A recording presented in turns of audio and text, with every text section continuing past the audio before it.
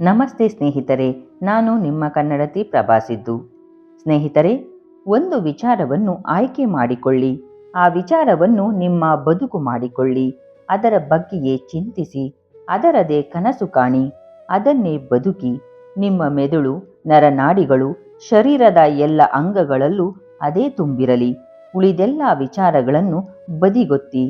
ಇದೇ ಯಶಸ್ಸಿನ ಹಾದಿ. ನಿಮ್ಮ ಆಲೋಚನೆಯಲ್ಲಿ ಶಕ್ತಿ ಇದ್ದರೆ ಇಂದು ನಾಳೆಯೇನು ಒಂದಲ್ಲ ಒಂದು ದಿನ ಅದು ಕಾರ್ಯರೂಪಕ್ಕೆ ಬಂದೇ ಬರುತ್ತದೆ. ನೀವು ಮತ್ತು ನಿಮ್ಮ ಮನಸ್ಸು ಪರಿವರ್ತನೆ ಆಗದೆ ಏನೂ ಬದಲಾಗುವುದಿಲ್ಲ.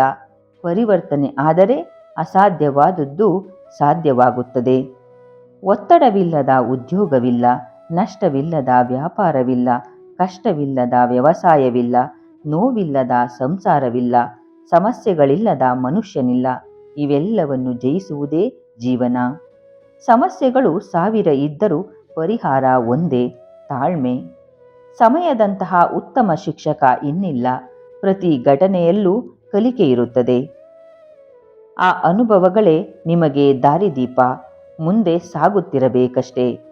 ಬದುಕಿನಲ್ಲಿ ಹೆಜ್ಜೆ ಗುರುತನ್ನು ಉಳಿಸಿ ಹೋಗುವುದು ನಡಿಗೆಯಿಂದಲ್ಲ, ನಡತೆಯಿಂದ, ಸಾಧನೆಯಿಂದ, ವ್ಯಕ್ತಿತ್ವದಿಂದ. ಬೆರಳು ತೋರಿಸುವವರೆಲ್ಲ ಬೆರಗಾಗುವ ಕಾಲ ಬಂದೇ ಬರುತ್ತದೆ. ತಾಳ್ಮೆಯಿಂದ ಇರಿ. ಅವಮಾನವನ್ನು ಸವಾಲಾಗಿ ಸ್ವೀಕರಿಸಿದವರು ಎತ್ತರಕ್ಕೆ ಬೆಳೆಯುತ್ತಾರೆ. ನೆನಪಿನಲ್ಲಿಡಿ. ಕಷ್ಟಗಳನ್ನು ಭೇಟಿಯಾದಾಗ ತಾಳ್ಮೆಗೆ ದಾರಿ ಸಿಗುತ್ತದೆ. ಅವಮಾನಗಳನ್ನು ಭೇಟಿಯಾದಾಗ ನಿರ್ಣಯಗಳಿಗೆ ದಾರಿ ಸಿಗುತ್ತದೆ. ಹಸಿವನ್ನು ಭೇಟಿಯಾದಾಗ ಅನ್ನದ ಬೆಲೆ ಗೊತ್ತಾಗುತ್ತದೆ. ಸೋಲನ್ನು ಭೇಟಿಯಾದಾಗ ಗೆಲುವಿನ ದಾರಿ ಸಿಗುತ್ತದೆ. ಮಾರ್ಗದರ್ಶನ ನೀಡುವವರು ಇಲ್ಲದಿದ್ದರೇನು?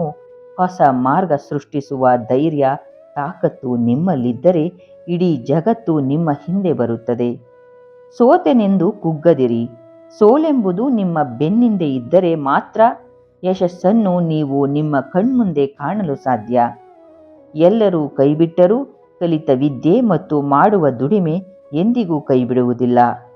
ಕೆಲಸ ಮಾಡಿ ಹೆಸರು ಮಾಡಬೇಕು. ಇಲ್ಲ ಅಂದರೆ ಹೆಸರು ಹೇಳಿದರೆ ಕೆಲಸ ಆಗಬೇಕು. ಆ ಥರ ಬೆಳೆಯಬೇಕು.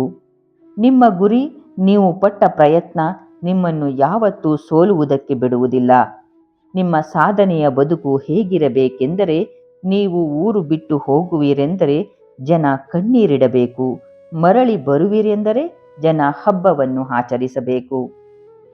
ಈ ವಿಡಿಯೋ ಇಷ್ಟವಾದಲ್ಲಿ ಲೈಕ್ ಮಾಡಿ, ನನ್ನ ಚಾನಲ್ಗೆ ಸಬ್ಸ್ಕ್ರೈಬ್ ಆಗಿ. ಧನ್ಯವಾದಗಳು ಸ್ನೇಹಿತರೆ.